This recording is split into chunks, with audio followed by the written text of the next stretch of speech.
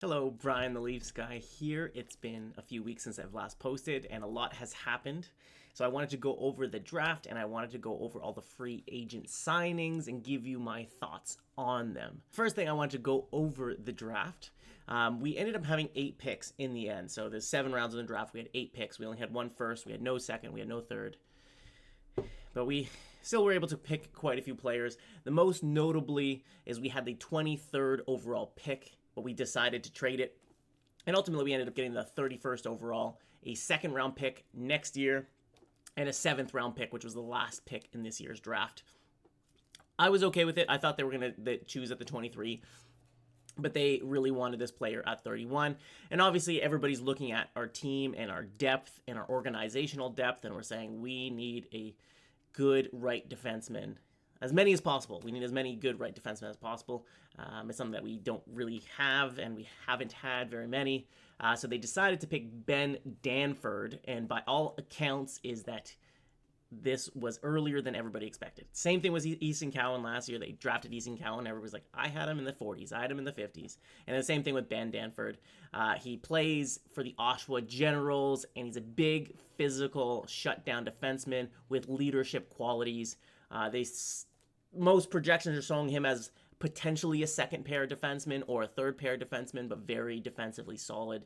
And they believe that his chances of becoming an NHLer are very high, but doesn't have that super high end potential. But we'll see how that plays out. Maybe he is able to develop a little bit more in an offensive game, and he can take off. But that was the notable, and then from there they drafted a few wingers, or a few defensemen, a few centers, a few wingers, and a goalie. I find it's always smart to draft one goalie every single draft far down. I'm not going to go through all the players, but overall, interesting draft. We'll see. It's very hard to predict, or like to say right off the bat how well a team did in the draft or not. I'm just happy that we got a lot of picks in, and I'm glad that we have a second round pick next year, because we didn't have a pick in the first round, second round, or third round pick next year. So now we have a second round pick for next year, which I think is very beneficial. So Ben Danford, we'll see how this plays out, but big, physical, right shot, right defenseman who is defensive minded. Sign me up. I'm happy with that. That's what we know. So in terms of free agency, a few things here. So I created a team on Cap Friendly, which, let's say, rest in peace. By the time this video comes out, maybe Cap Friendly is officially down. The Washington Capitals have bought Cap Friendly and are taking the site down, and they're just going to use it for themselves. So all of us who actually enjoy using it, we're going to have to find a new home. So I made 5 lines, 5 defensive lines, and 3 goalies. So I'm going to start off with the goaltending. I'm going to break this down one piece at a time. I'm going to start with the goaltending, and I'm going to give the Toronto Maple Leafs an A+ as to what they did at free agency. They signed Stolarz to a 2-year deal at $2.5 million a year. I've made a lot of teams on Cap Friendly. I've posted quite a few, and I've been saying that Stolarz is my number one target in net, and I was always signing him for about 2 years, $2.5 million. I didn't want to go 3 years, because we have quite a few goaltending prospects, and I want to give the flexibility to allow them to have a shot. We have Hildeby, we have Akhtimov, we have Peksa. We have a good group of solid prospects who deserve that opportunity in a few years' time. So we have Stolarz for this year, we have Stolarz for next year at $2.5 million, which was exactly what I was hoping that they would do. To the T. Most of my teams were $2.5 million times 2 for Stolarz, and we got him. He just won the Stanley Cup as a backup goalie with Florida. He's 6'6", he's huge, he's athletic, and he's just gonna be a great complement to Joseph Woll. And I'm really excited to be having him. We also extended Joseph Woll for 3 years at $3.6 million. Let me double check. It was 3.666 million basically for 3 years. I really like that. I think we all believe that Joseph Woll has starting potential. He's been so good when he's playing and when he's healthy. He's just been struggling to stay healthy. So that's a wait and see. We'll see how that plays out. But I'm really happy with 3 years at 3.6 mil. With Stolarz as a good backup. We also signed Matt Murray to the contract that Martin Jones had last year, $875,000. I haven't looked into this, but I'm assuming it's probably the exact same contract that they did with Martin Jones, where he gets some sort of signing bonus the day before the season starts, so then it makes him harder to get off waivers. I'm assuming that's the case. I was hoping we brought back Martin Jones at a similar type of contract, but I'm not complaining with Matt Murray. Matt Murray's been a really good goalie. I thought he was good with the Leafs as well. He was just injured, and his cap hit was just too high last year. So really happy with that. He's going to be in the minors. I'm guaranteeing he's going to be in the minors with Hildeby, and I believe Akhtiamov is going to be playing in North America next year. So I'm assuming he's going to start in the ECHL, but he's had really, really good numbers overseas. So we'll see how that plays off. So goaltending and what Toronto Maple Leafs did, A+. I know it wasn't that crazy huge splash, but this is exactly what I wanted them to do. Their goaltending has a lot of good options, and they don't have too much cap in there. It's such a volatile position, and it's really protecting themselves against volatility. If Stolarz craps the bed, it's not the end of the world. His contract's not too bad. We can move off of him pretty quickly. If Joseph Wall's constantly hurt, he gets on LTIR. We're not going to be hampered by any of these contracts. And I think it's setting us up for success in the short term and success in the long term. Really happy with that. Next, I'm going to go with defense. When I look at the pieces that we acquired almost everything that we needed. I was saying, and I've been saying, that what we need on defense is more physicality, which they did at the deadline. So more physicality, and we needed more puck moving ability to generate more offense, which they did not do at the deadline. So in terms of the free agent signings, the big ones, we have Chris Tanev, a defensive defenseman who's just a warrior. He's not overly physical, but he blocks things out. He protects the net very well. We got Ekman Larsson, who is a puck-moving defenseman on the left side, and he just won the Cup with Florida. And Hakanpää?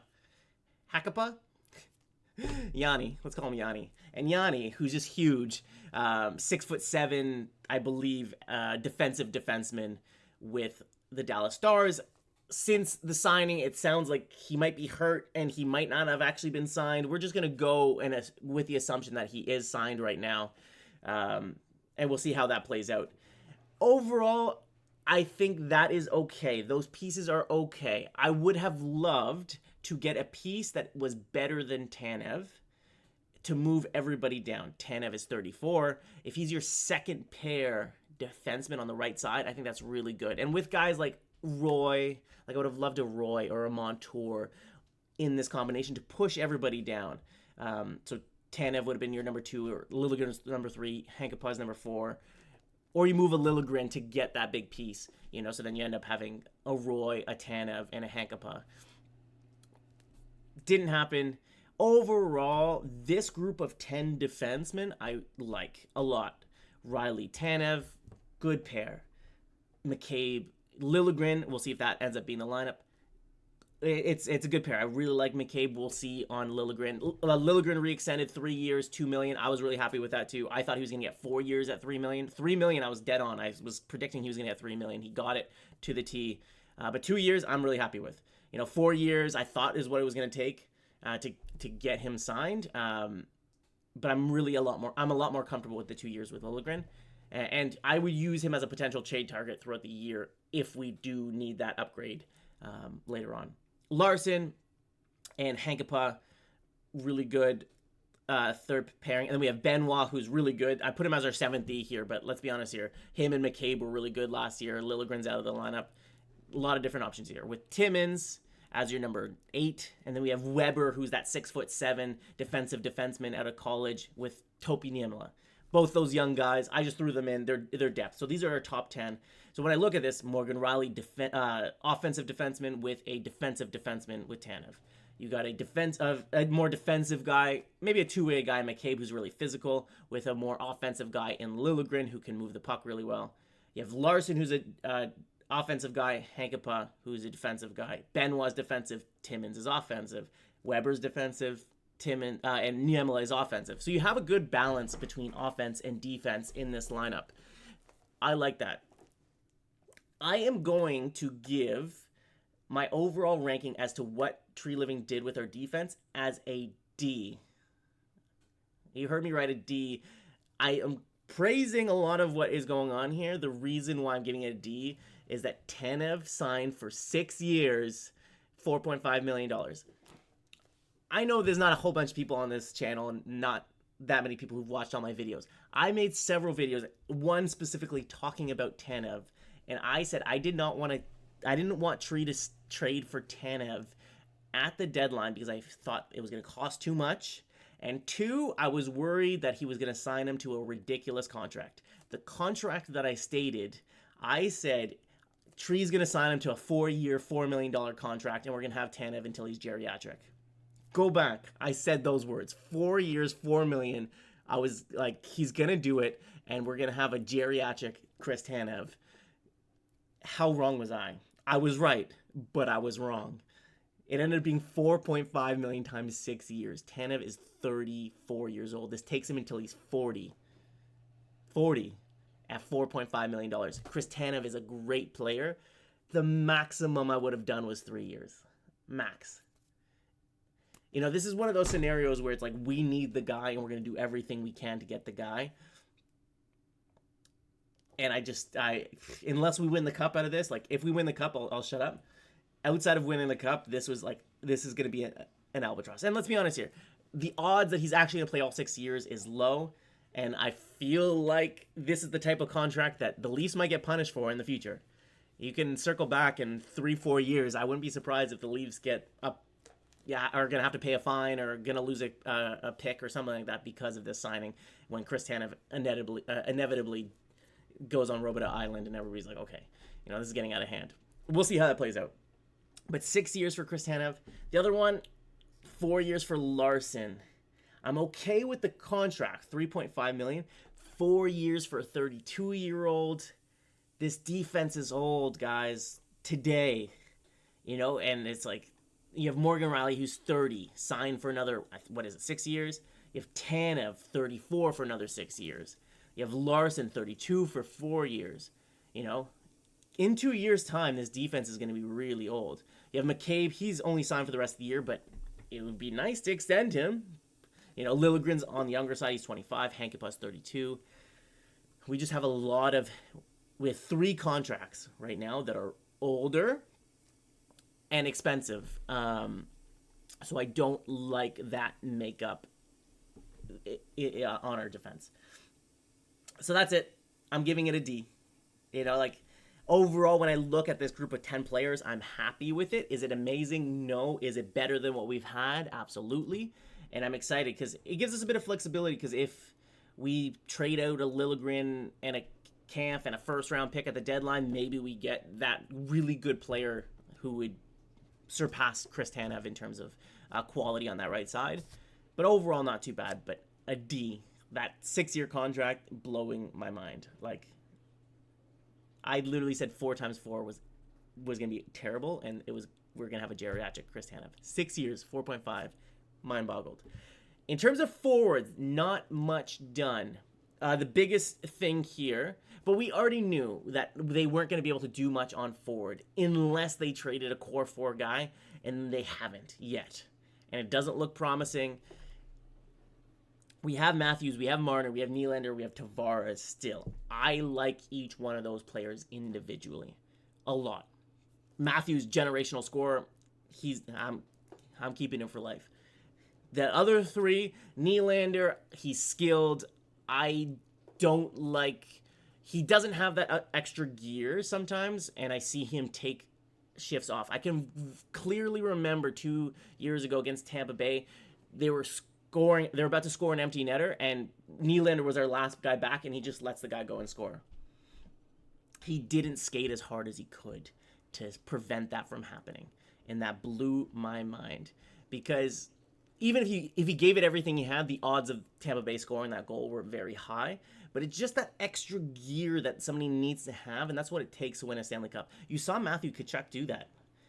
When I saw that, I was like, that's what Nylander was missing. Like, he went crazy and prevented, I think it was an empty net goal, and it was like, wow. And then they ended up scoring anyways. But he had that gear in him. It's that mindset of, like, I need to go. There's no, like, I'm stopping. Oh, buddy scored the goal. Like, how many times have we seen it where the guy's about to score on an empty net, and then he fumbles it, or too much pressure happens and he panics and misses the net? Doesn't happen very often, but it does happen, right? So Nylander, like him. 11.5 million is way too much. I would have traded him. I was very adamant that I would never have signed this contract. Anything over 10.5, I would have been like, okay, he's walking, or I'm trading him. I would have traded him this in season if this was his contract demands.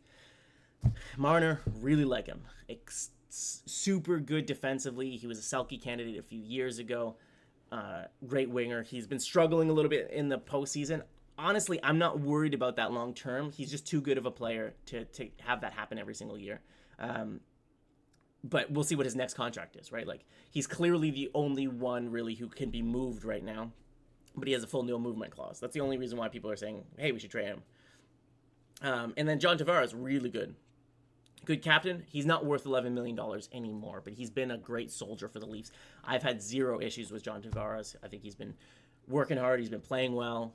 He's great on the draws. You know, if his contract was $8.5 million, none of us would be batting an eye. His contract's up at the end of the year. And then Matthews, generational scorer. I just broke down the core four pretty solidly. I went pretty hard on Nylander. None of them were moved, and that's a problem because it really prevents us from getting that big piece on defense. It prevents us from getting a few of the other holes slotted, right? Because if you traded, let's say, a Mitch Marner away, you could then get a Matt Roy on defense and a Marchessault.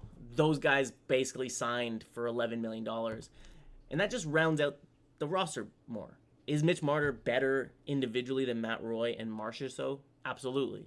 But when you have both of those pieces, the roster looks a lot better. So here, the biggest thing that I really liked was the Max Domi signing. I think this was a steal of a deal. I was willing to go 4.5 million times 5 years, and he did 3.75 times 4.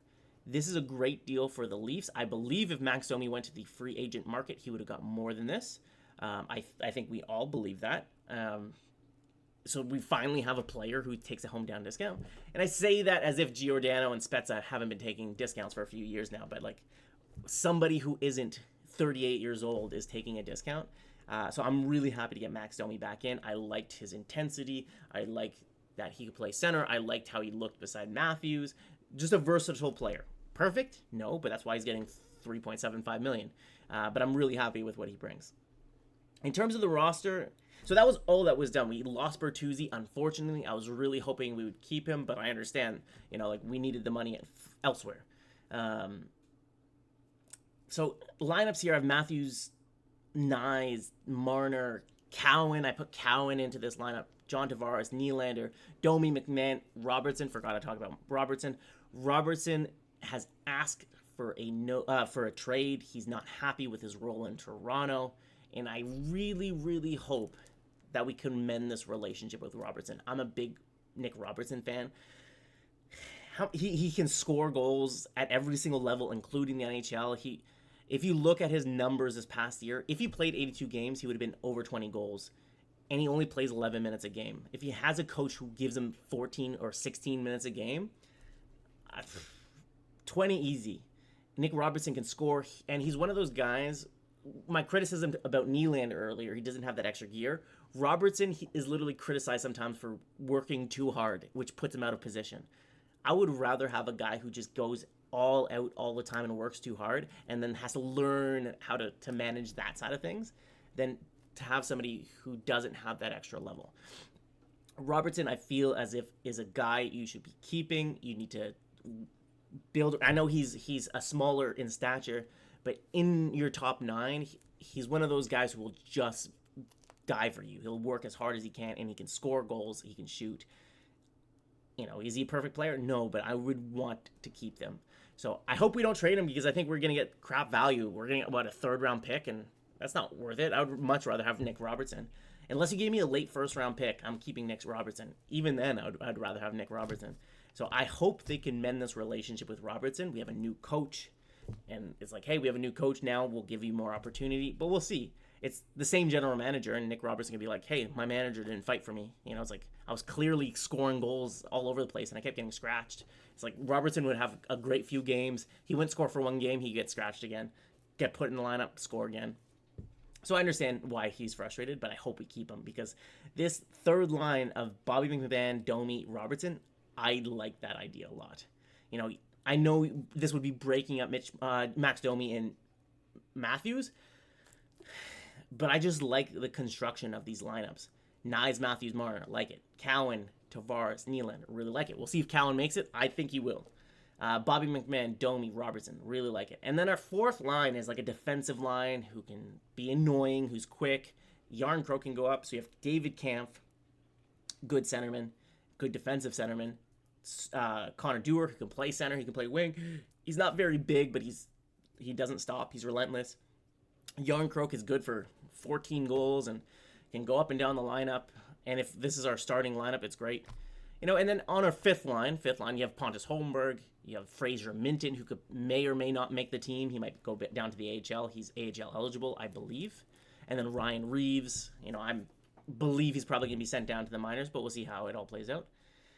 So in terms of what we did with the forward group, I believe it really depends on Nick Robertson. We kept the core four.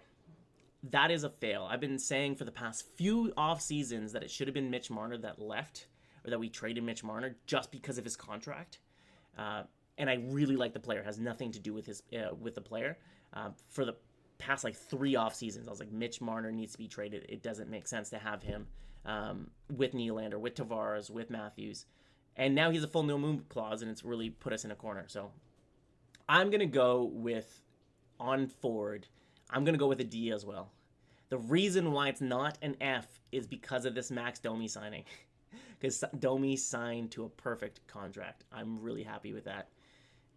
That's about it. Otherwise, I would give it an F. The fact that we're running the core four again, I like all those players, and they're all super talented. And yes, they potentially could make it happen. But it's really hampering us elsewhere in the roster. Now, in terms of the overall roster that we have going into a season, I believe this might be our most complete roster that we've had going into a season. People are like, is this team as good as the deadline, our playoff roster? And the answer is always going to be no for every team, because at the deadline, you load up with contracts at half cap and all that type of stuff. So, of course, our team isn't going to be as good as it was when we went into the playoffs. But is it a better team throughout the start of the season? I believe the answer is yes, especially if we keep Nick Robertson. If we lose Nick Robertson, I'll be mad.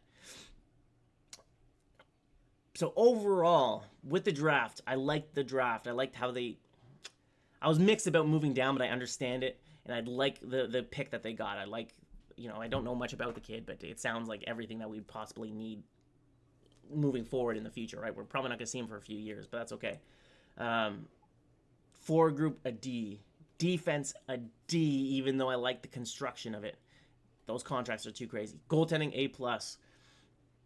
I'm going to go with the whole thing as like a C-. Maybe a D. We're running it back again with the core four. Even though I like a lot of this, I'm going to go with a C- as my overall ranking, just because I really like what they did with goaltending. I like what they did with our defense. Outside of those crazy contracts, I like what they did by signing Max Domi as well. What are your thoughts, team? And before I go into that, this is the lineup that I predict. This would be a 22-man roster. It is cap compliant, so the same 4 lines that we had with Holmberg as the spare. So I put Reeves down into the minors. I put Minton down in the minors. On defense, I put Timmins down, I put Niemela down, and I put, what's his name? Weber down as well. And then Matt Murray was down as well. This 22-man roster has $350,000 in cap space, depending on Robertson. Here I signed him for $1 million. The other one I signed him for $1.25 million. Either way, with Robertson, he should be somewhere in that range on like a 1-year deal. So the cap works perfectly with this grouping of players, as long as Hankapaa is actually a member of the Toronto Maple Leafs. But that will be a bridge to be crossed if and when that gets changed. But I like this roster. Not going to lie. I feel like the team itself, I'm giving what Tree did a C-, but I feel like this team is a B+. I still feel like we're missing that really good right defenseman to make this a bit better, and a little bit of depth up forward. A little bit of higher end depth on forward, because we have some good lower end depth. But overall, I'm okay with it. But this Chris Tanev deal, oh my goodness. I can't be the only one, right? Like, I can't be the only one who just like looking at this Chris Tanev deal and was like, this is wild. This is madness. I love you guys.